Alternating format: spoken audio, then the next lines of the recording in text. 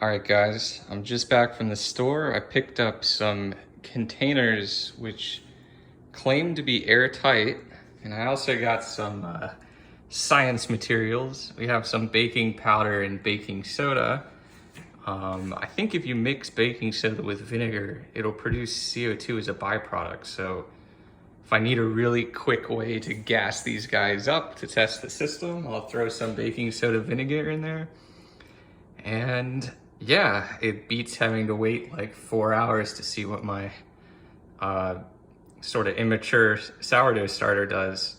But I did also get some instant yeast, which is not sourdough starter. It's the, like, I don't know how they produce it, but it works really fast. Like within almost instantly, it just starts reacting with whatever you feed it and producing gas. So that's another way that I could kind of produce CO2 at maybe like a little slower rate than the baking soda. Nice thing about the instant yeast is I can do it without adding like vinegar, which might add other gases into the air. At least that's my thought, is that I can kind of not have to produce that, which might skew the results a little bit. Yeah. One other thing I'd like to get is some acetic acid or something, because that's sort of what the sourdough produces. So if I could figure out how to measure how much acid is in the starter, it can kind of give a good indication of what the flavor might be. That kind of sour flavor. So that'll be cool. So these containers, yeah, this is kind of a small one, Kitchen Spaces. I got them all from Marshall's, so I don't know. They were pretty cheap. Don't know how good quality they'll be. Yeah, this one was only $3.99.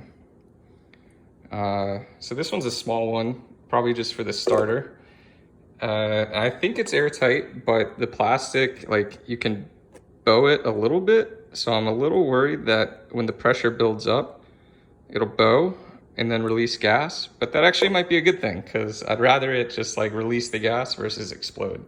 So if it hits that point, it might not be a bad thing, at least for testing. In the future, might have to figure out a way to handle that more precisely. Then I got this locking gasket sealed mason jar. So this thing's pretty intense. The base is glass, so it's super rigid. It won't deform at all with the pressure.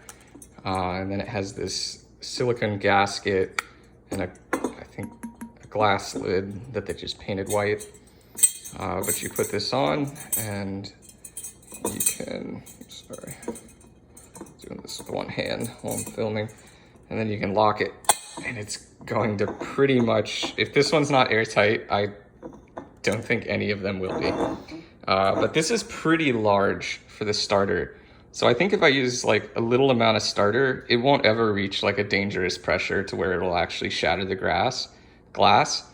And it probably won't, I don't know, there's some myths that maybe the pressure would inhibit the starter. I don't think it would, but at least you probably wouldn't have to worry about that in here. And this guy, this big boy, also claims to be airtight.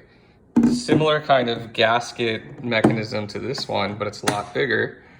I could use this for the sourdough starter, but I was actually thinking about seeing how well I could monitor the bulk proofing stage of the sourdough. So you could apply the same exact tool, the SmarterStarter, but throw it in the bigger container and then be able to monitor how your bread's actually proofing.